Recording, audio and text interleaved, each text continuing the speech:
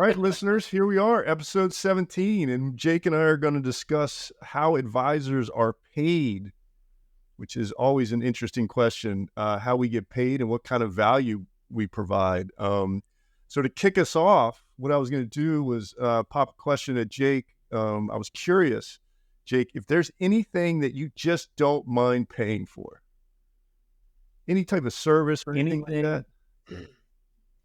That's a really interesting question, and the one that first comes to mind is tree service. So I've got a bunch of trees on my property, like big old trees, and some of them are in declining health. Some of them are kind of getting too close to the house. Some of them are dropping branches, and get the kids playing out there, and it's kind of nerve-wracking. And like a year ago, we just decided we need to get some of these trees taken down. And I have a chainsaw, but this is not something that I am going to do. Yeah. And for all kinds of reasons, definitely not safe for me to do it. I haven't really cut big trees down before. So, there's this experience gap, probably going to mess up, probably going to fall in the house. So, I had some folks out, get some quotes. It's expensive. Getting trees cut down is expensive. But, when I think about it, it's worth it. I can't do it. Right. This is extremely dangerous. And it's going to bring me, I'm going to save time, and because again, I can't do it. And even if I could, it would take forever to do it. And the peace of mind that I have now that some of those trees are down, that we're dropping branches, we can go, be in the yard, not worry about it. So it's money well spent, in my view. Yeah, that's so interesting to me that you chose trees. And this was a completely random question to you. Do you know I've had a tree during a storm fall on my house and split it in half, essentially? Oh my gosh, I didn't know that. Yeah, it was a crazy experience. It was this massive storm going on. I remember specifically my wife was out of town, and our house was sort of built into a hill. And this big crash of lightning or whatever. And next thing you know, you heard this big crash. And we were just like, what just happened? And, I went downstairs and I went out my front door, and the top of the tree was hanging right there in front of my house. And so I would agree with you that trees are a very important thing to get cut down. It's hard, man. That's an expense that you put out there. And that you have to really understand the value from there's no, how do I say this right? Like, you don't get any immediate value out of it, like other than like peace of mind. Not usually. Right. Yeah. I mean, you have the peace of mind. Okay. That tree's gone. It's not going to drop branches on us. It's not going to fall on the house. There's like risk management in one way. I mean, you could take trees down for aesthetics, or you could take trees down that you really, really liked, that were a danger, and now you kind of lost the aesthetic. So you could almost in that way kind of be losing something in the process, but you gain peace of mind. Yeah, it's an interesting one, and it's always expensive. Tree service is expensive, but it's a skill. Do you care? Do you look for the cheapest person in that situation, or do you just look for somebody who you feel comfortable with, or what? How do you choose? Well, I mean, definitely if you can get a referral from someone who's used them before, that goes a long way, because they clean, they do a good job, they're safe, they clean up, they know what they're doing.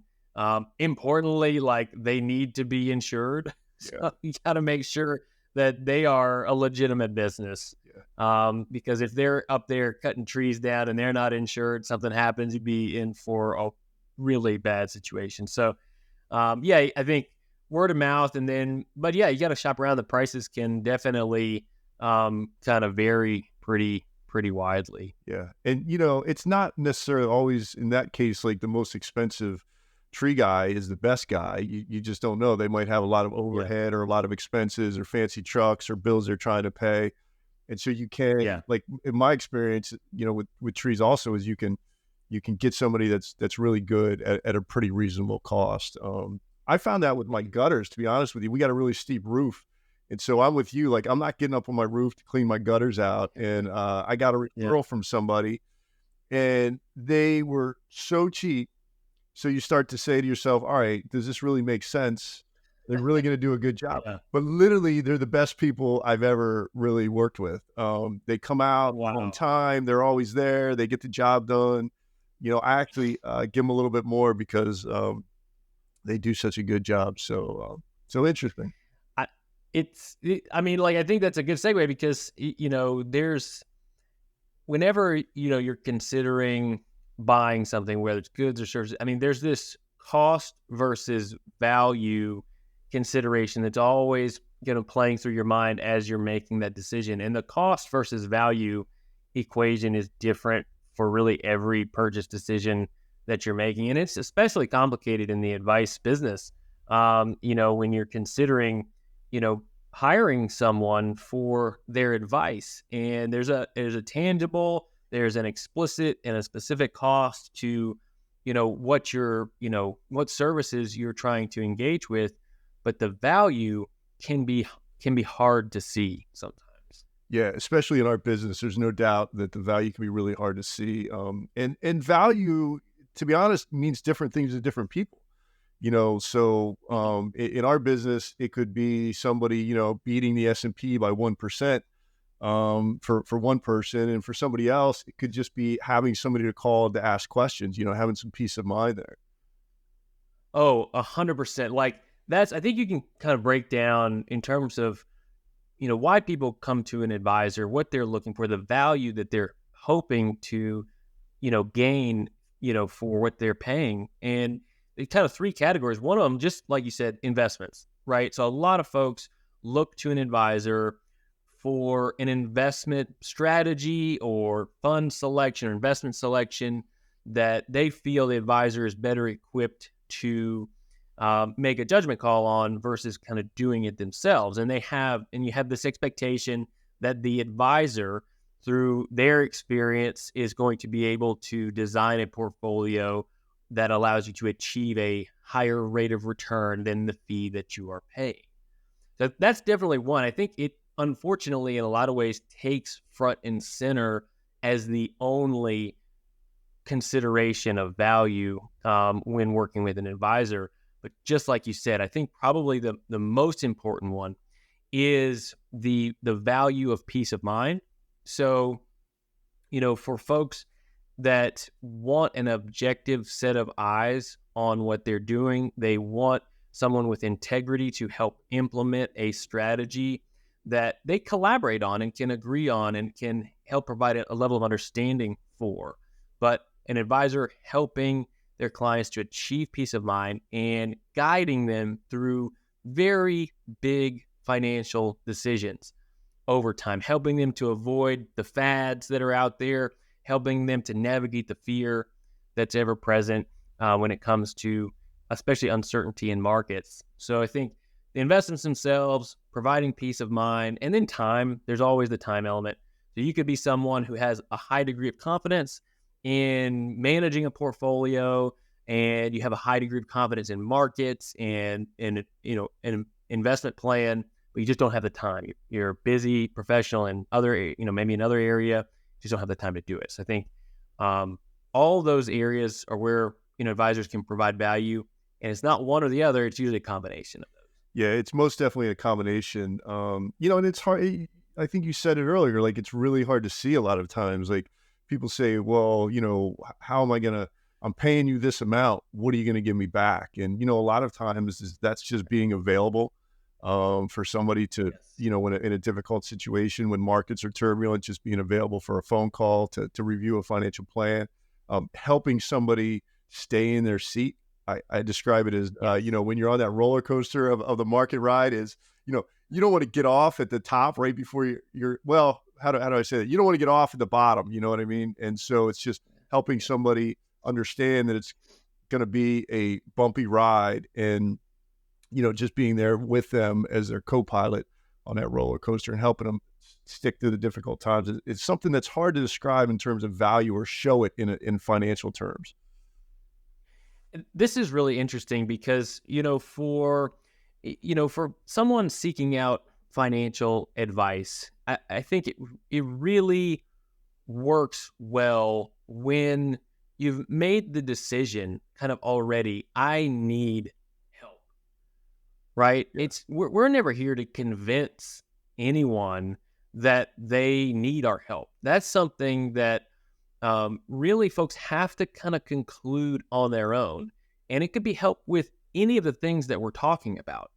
And it requires kind of this introspective kind of understanding about kind of what you need and an honesty with yourself about what you need help with. I mean, we work with, plenty of folks that have been kind of do-it-yourselfers in terms of their investment portfolio, but maybe they don't have the time to continue doing it. Or maybe they've had an experience where I think the one we kind of see pretty commonly is, maybe they didn't stay in their seat, sold out at just the wrong time. They had this high degree of confidence, and then they hit some turbulence that really rattled them. They made a decision, and then in hindsight, they said, okay, I actually don't think I can go it alone. I need someone to provide an objective set of eyes to kind of help coach me through some of these situations.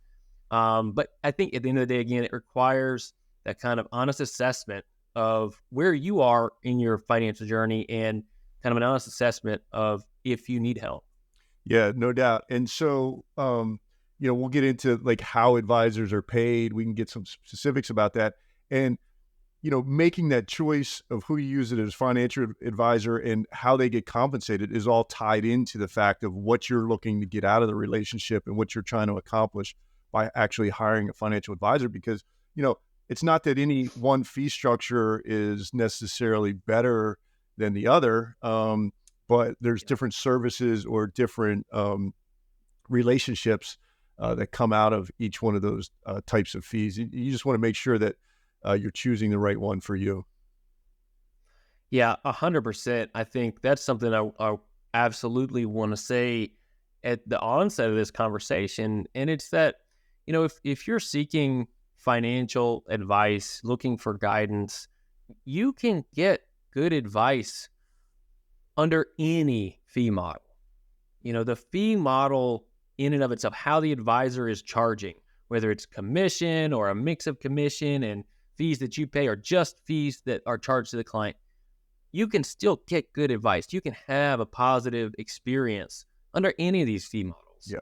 So it's not, that the fee models in and of themselves represent a problem or one is inherently better than the other. I think that's up to the consumer to decide. But I think, again, that's part of that honest assessment. If you know you need help or you want help, you want guidance, I think you can look at these fee models and say, which one makes the most sense to me? So with that, Jake, let's go in. There's basically three different models of charging fees, fee only, fee based, and commission only. So let's start with the commission based model, which has historically been a model that was primarily used years ago, and it was primarily the only model. You want to just describe that a little bit? Yeah. So, I mean, we've talked about, commission models, on the podcast before, but the basic idea is that you're working with someone who is selling you products. And the idea is that, you describe your needs and your situation, and the advisor that you're working with looks through their inventory of products to identify which of those products that they are able to sell might align with your needs. And then a product is sold. So you're the consumer, you buy the product, and the salesperson receives a commission for that. And so this has really been the industry standard for decades and decades. And it's only really in kind of, at least since the turn of this century, that we've seen more of a move towards these other types of models. But historically, it's been a very product sales driven and oriented industry. So a lot of folks are familiar with this. And I think while there's growing consumer kind of pushback against this model, because there is always a conflict of interest, it is forever present in a commission-only model. The advisor that you're seeking help from, they can't assist you without a conflict of interest because they will receive a commission for how they're helping you. So I think that's something to know. There's been some consumer pushback over the years for that model. But again, we pay commissions for lots of products, in our everyday lives.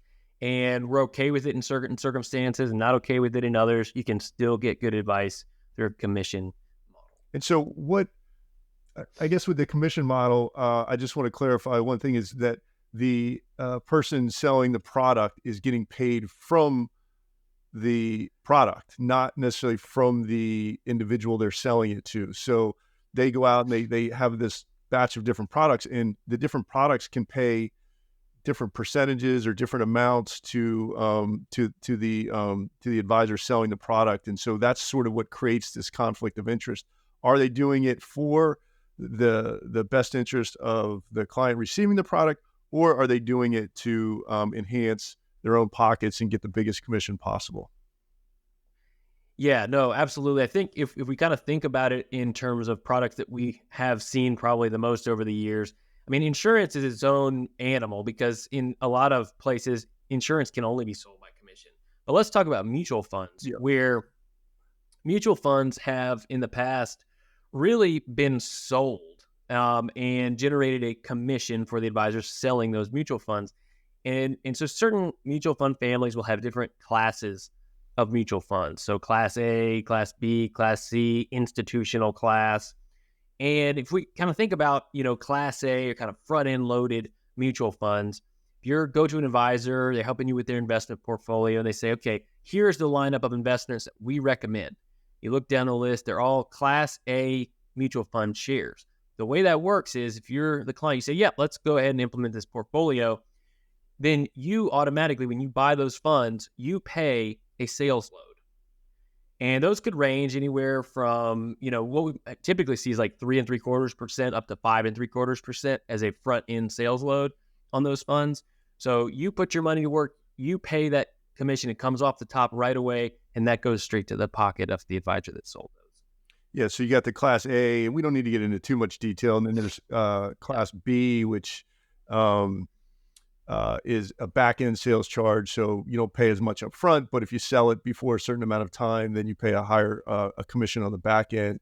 And then you have class C shares where you're paying an annual commission, which is more like the AUM or percentage of the assets managed type of model. And so advisors can be incentivized to go from one fund family to another to generate more commissions, or, if it's in a difficult time frame, like a market goes down, what we see a lot of times happening is they'll sell out of one product. And I'm not saying this happens all the time. We're just saying, this could be a conflict of interest. They sell out of one product and they purchase another product, like an annuity, which has a big commission. And so it really works out from an advisor's perspective. When you're operating in a fear-based mode, there's really no financial reason for them to keep you in your seat, to keep you from making a change, because they can actually potentially make more money if you do make that change. And so that's where we see the conflict of interest a lot of times. And again, I want to point out that not everybody that uses commissions is in a place to sell you something inappropriately or doing something wrong by any means. But it is just that question in your back of the mind: is this for me or for them? Yeah, no, exactly. And so, I mean, I think the other kind of common example, at least to point out, is our brokerage commission. So if you're working with, say, a stockbroker, then, you might have a portfolio of a lot of individual stocks. Those don't have the sales loads like we think of with the mutual funds that we were just describing. However, what we tend to see in those types of commission-based relationships is that there is a very substantial, essentially kind of a trading cost or a brokerage commission. Whenever you sell some of your stocks, the broker receives a sales commission for doing that. So kind of moving money around is kind of a lot of times where we see the commissions enter into the picture. And in the essence of time, example where a commission only fee structure might work is if you actually need an insurance policy, and that's what you're going to purchase, and you want to purchase an insurance policy.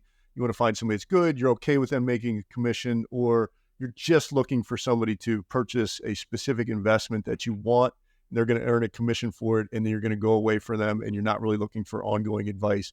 Those might be really good situations in order to use that commission only model. Now, Yeah, no, absolutely. And yeah, go ahead. yeah, I was going to switch to the complete opposite end now, which is the fee only model. You want to walk us through that? Yeah. Sure. Yeah. So, fee only, and this will get to the other term that gets confused with fee only, which is fee based. Fee only is a term that means the advisor is only paid by the client, directly from the client. The advisor does not receive any type of third party compensation in this type of arrangement. And over the years, there's been kind of a lot of maybe competing definitions. There's definitely confusion out there, but just to kind of, set it in stone for what were the definitions that we're operating under, we're fee only advisors. So number one, the CFP board, Certified Financial Planner, Board of Standards, they have their own definitions for compensation models, and they're very specific in their definition of what fee only means. It's kind of the CFP board's definition for fee only kind of is, what's held out there is kind of the working definition. So this, CFP board describes a certificate may use the term fee only if and only if the certificate's compensation from all of his or her client work comes exclusively from the clients in the form of a fixed, flat, hourly, percentage, or performance-based fee.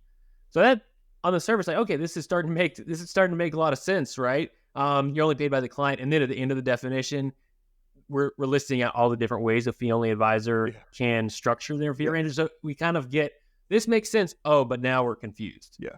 So this is part of the confusion, is that fee-only advisors, we're only paid by our clients, but we can get paid in different ways. We can create different fee structures to tailor how we're charging our fee to meet the clients where they are for what they need and what they're looking for assistance with.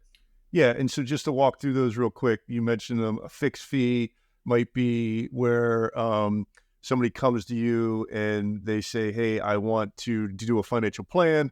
And you say, all right, I'm going to charge you $3,000 to do that financial plan.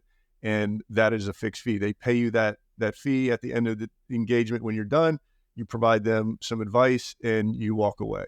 If they want to come back, they would go through that same sort of proposal fee sort of engagement. And then you have an hourly where, like CPAs used to charge, attorneys charges. Somebody comes to you advice, they have questions, they ask those questions, you provide them advice, and you charge them an hourly fee. I spent years and years in that hourly model, and that's one I not because it's necessarily bad, but it's just a lot of tracking and trying to get it right is difficult to do. And then, you want people to be able to call you without having to worry about being charged the fee. And that sort of gets in the way sometimes. And then you have the assets under management fee where, a client can give an advisor money to manage, and they typically charge 1% of that portfolio to manage that. And that even gets a little confusing in some circumstances, because some people might charge that fee solely on what they manage. Some people might charge that fee on what they manage plus other assets like a 401k, and some people might even base it on like a net worth. So you got to be careful to understand how they're actually charging that AUM fee. Yeah, absolutely. And I think, go ahead. No, I was just going to add the last one is sort of a hybrid of some of that stuff is that fixed fee. Some advisors are charging like a subscription fee, like a monthly type fee, just to provide financial planning advice. Kind of a retainer. So, the advisor will have their own calculation method for what the fee would be. Sometimes it's based on net worth or, assets, whatever it is, different models for calculating that. And so if you're considering working with an advisor, it's, under that model, it's good to get a sense for how they're calculating that. Yeah. I was just going to add to kind of where we're going with this, and I think it really becomes apparent when we're looking at the advisor, the fee only model that charges a percentage fee based on the assets that the advisor directly manages. And I think when we look at this model, there's kind of even more confusion, because part of the advantage or perceived advantage of a fee only model is that it really goes a long way to help avoid conflicts of interest. As we mentioned in the commission-only model, every piece of advice is tied to a conflict of interest because the only advice that can really be provided is the sale of a product. On the flip side, or the other end of that spectrum is the fee-only model. So the client's paying for advice that needs to be in their best interest. And so, the advisor, is kind of positioned to provide advice without having really too many of these conflicts of interest. When it comes to the percentage fee of assets that are managed, there can exist potential conflicts of interest. And it is essential if you're working with an advisor, it's a fee-only advisor charging a percentage fee for the assets that they're managing on your behalf, that you have an understanding for how the advisor manages conflicts of interest when they arise. And I'll kick it to you, Jim. Do we have a couple examples we can give where these potential conflicts of interest arise and how a fee-only advisor would navigate, the conversation and advise the client? Yeah, it's an interesting question. And we do charge AUM, so it'd be hard for us to sit here and say that, hey, there's no conflicts of interest ever or perceived conflicts of interest. And so the one, I guess, where it gets brought up a lot is, we're getting paid based on the amount of money we manage. And, so if somebody has $1 million with us, we get a percentage of that as we manage it. And, if it goes up, we get more. If it goes down, we get less. But let's say your client comes to you and says, all right, hey, I'm trying to decide whether I should pay my mortgage off with that $1 million or I should leave it there with you to manage. Some people might say that it's in the AUM advisor's best interest to answer that question. Of course, just leave it with us. We can manage that money, and you can earn more than paying off your house and so forth. So, but that's something you got to manage pretty delicately. And as a fee-only advisor, we do follow in fiduciaries. We are legally bound to provide advice in our client's best interest. So what we really have to do in that situation is sit back and just take that fee out of the equation and say, hey, does this make sense for you? What is your interest rate you're paying now? Will you need cash? Do you need liquidity? Are you going to move anytime soon? Ask all those different questions and then provide the advice and keep the fee out of it. And I can honestly say that, we give advice for people to pay off the mortgage a lot of times, and we give advice for people not to pay off the mortgage a lot of times. And to me, it's based around, those questions that you're asking, like what the interest rate is, what risk are you willing to take with that money? Do you need that cash at some point in time to live off of? And so, if your advisor is not asking questions to give you that appropriate answer, then, again, you might want to, I want to say you might want to, that's really not the right answer, but you might say, hey, are they doing this in my best interest, or are they looking to keep the money for themselves to manage? Yeah, absolutely. And it's, I think transparency is so central to this conversation around fees, because again, at the end of the day, you can work with advisors under any compensation model and still have a positive outcome and experience and get good advice. But when it comes to fees, anything less than transparent is a problem. Yeah. So complete transparency around fees is essential. And for us, in the example that you were just giving, we're just going to put it out there on the table. We've got a potential conflict of interest. Yeah. So it exists. It's on the table. We know about it. Now let's look at the whole situation. Let's look at what's important to you. Let's look at all the aspects of this decision that you just mentioned, the interest rate, need for liquidity, how long you're going to be in the house. Analyze it comprehensively. And, at the end of that analysis, the client has the decision. It's theirs to make. And they can kind of take all the information that we provided and know that we're not trying to steer them, towards a recommendation just because it benefits us. Yeah. One quick other example on that is if you're not charging on money in like somebody's 401k account, they retire, and they want to roll those assets over to you. I get asked a question a lot, like, should I leave them there? Yeah. Or should I roll them over to you? And that's a personal choice in some ways. We're always willing to look at the total portfolio and provide advice. And, if you're open and honest about that, I think it's a really good thing. And sometimes people just want the simplicity and they're willing just to pay for everything to be in one spot, and have somebody to be able to call and look after it is pretty valuable to people, is what I found. It's 100%. I was just having this conversation, last week, and it's right, getting it all into one place. I think what the terminology is like, get it all into one pot, so to speak.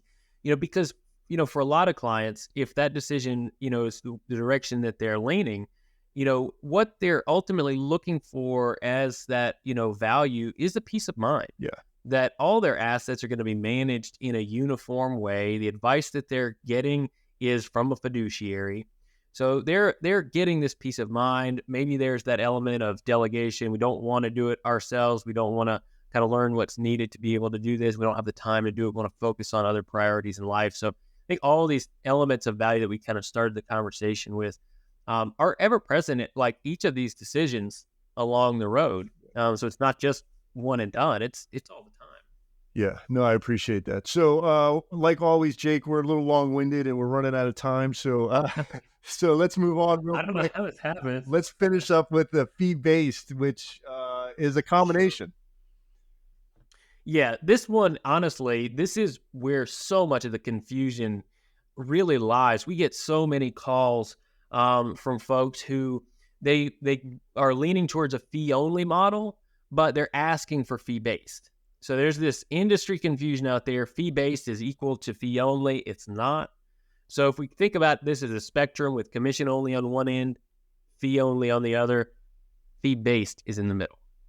So a fee-based advisor is one who does both. They have fee arrangements where they're only charging the client directly, but they also can maybe take that hat off and put another hat on, where they then sell products to you, most commonly insurance. Yeah. And so, I think when we look at that fee-based model, again, you can still get great advice from, under a fee-based model, nothing inherently wrong with it. But I think it's really important, again, to, how's the advisor being transparent around their ability to take one hat off and put another hat on? Is this buried on page 93 of a 200-page disclosure, or is this front and center in the conversation that they're having with you? Yeah. And then also keep in mind how changing hats can impact their role as a fiduciary to you. If they're working under a fee-only model, they're going to be operating as a fiduciary, so they got the fiduciary hat on, advice is in the client's best interest. But if they're flipping hats, which they can do, then when they change hats, are they providing advice that's in your best interest, or are they providing something that's in their own? Yeah, I appreciate that. All right, so we got fee only, we got fee based, we got commission only, we got a lot of confusion within all those different models. So I would highly encourage anybody that is looking to hire a financial advisor is, number one, to understand what your situation is, what you're looking for, what type of advice you're looking for, and then ask the questions of the person you're interviewing. Hey, just be very, very upfront. Like, how are you paid? How does this benefit me? How does it benefit you? And, a good advisor should be able to answer that question and be confident in what they're doing and the services they're providing. 100%. I think that's really the key takeaway, is ask those questions. If you are interviewing advisors, be completely open to asking all these questions. No advisor should be at all taken aback by questions around fees. And if they are, I think that's an indication around a lack of transparency. Yeah. We welcome questions around fees all the time. We are completely transparent about what we do. And I think asking those questions helps to uncover some of that transparency. All right. So what did we learn today? That the fees, how advisors are paid, is clear as mud, and that Jake and I would love a good tree guy and love to pay a reasonable price for it. So with that, I've got some more trees that need to come down. Some more trees, yeah.